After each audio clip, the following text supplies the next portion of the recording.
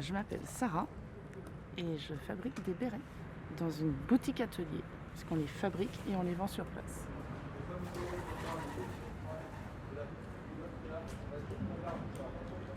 Alors on est à Orthès, qui est dans l'extrême sud-ouest de la France, parce qu'on n'est pas très loin de l'Espagne, et on est à peu près à mi-chemin entre Pau et Bayonne. Plus précisément, on est dans les jardins de la maison de Jeanne d'Albret. Jeanne d'Albret qui est une personnalité forte du territoire, qui était accessoirement la maman d'Henri IV. Mais avant d'être la mère d'Henri IV, c'est Jeanne d'Albret. C'est la mère d'Henri IV, mais c'est surtout avant tout une femme. Une femme de pouvoir, une femme de caractère, une femme intelligente. Parce que souvent on la résume comme étant juste la mère d'Henri IV, ce que je trouve un petit peu dommage, parce qu'elle est un peu plus que ça. Elle est même carrément plus que ça. Elle a été reine de Navarre et surtout elle a amené un souffle nouveau, elle a créé des universités, puisque en fait le Béarn à l'époque était une province autonome, donc avec ses lois, sa monnaie, etc. Et donc elle a régi tout ça et c'était une femme très forte. Parce que finalement c'est les femmes fortes qui font des rois forts. Ça c'est une belle phrase quand même, non?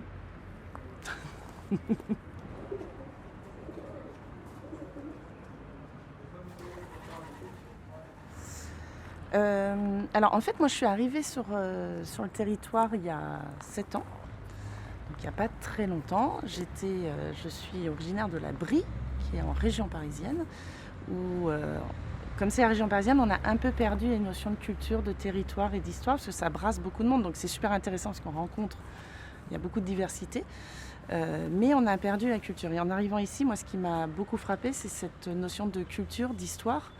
Et c'est empreint vraiment dans le quotidien. Et donc j'ai débarqué un peu par hasard à Orthès. Et j'ai découvert cette ville, j'ai découvert le Béarn. Et j'ai découvert la perte de confiance du Béarn face à ses territoires autour. Alors que historiquement, c'était une province très forte, à plein de niveaux, culturellement, intellectuellement. Il s'est passé tellement de choses en Béarn. Et aujourd'hui, tout le monde connaît, par exemple, le Pays Basque, mais pas le Béarn.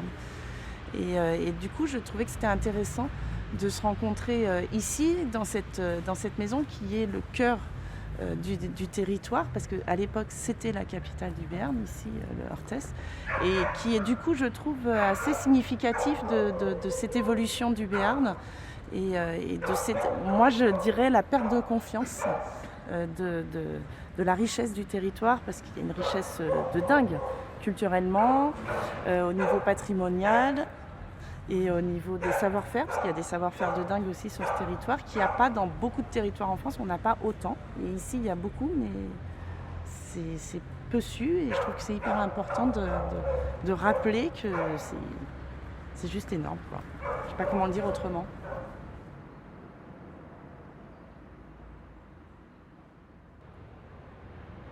Alors moi, je dirais le premier truc qui m'a marqué en arrivant ici, c'est la fête.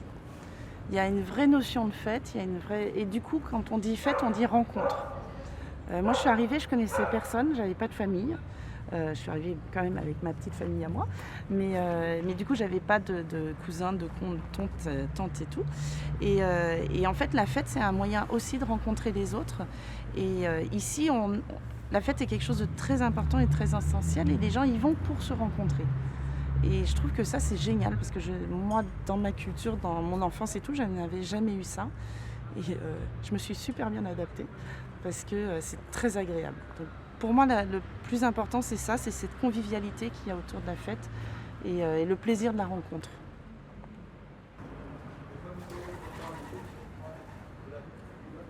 Comme je ne suis pas béarnaise, et que je suis intimement persuadée que les territoires vivent de tous les échanges et de toutes les personnes qui viennent rencontrer les gens qui sont là depuis longtemps, et que c'est ces échanges-là qui font que les territoires grandissent et avancent j'aime pas trop dire, dans la contemporaneité, elle a refait, dans la modernité, ça sera plus facile à dire.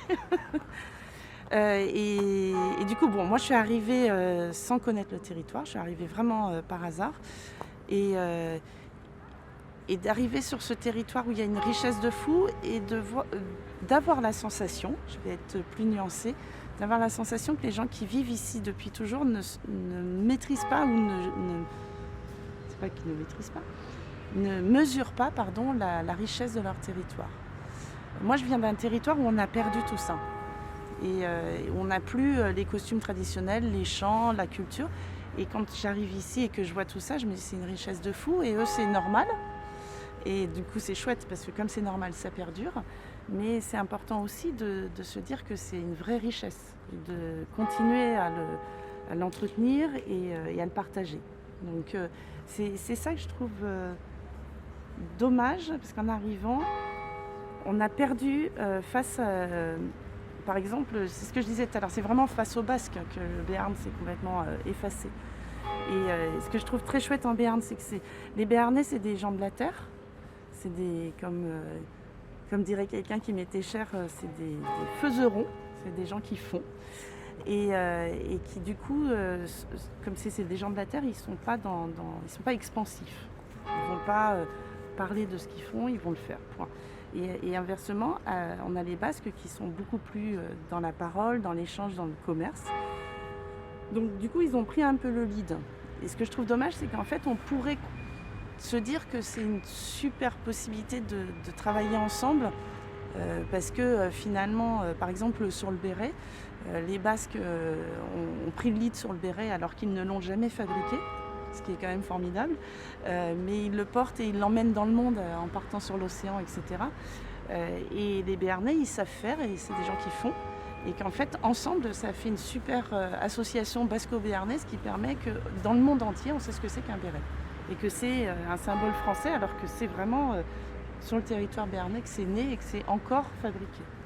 Donc c'est un exemple. Donc c'est pour ça que ça vient me chatouiller parce que j'ai envie que le monde entier sache ce que c'est que le Béarn et que du coup c'est un peu une bataille. Tout le monde connaît la croix basque et tout le monde ne connaît pas les fameuses vaches béarnaises qui sont pourtant bien plus anciennes et bien plus historiquement ancrées dans les territoires.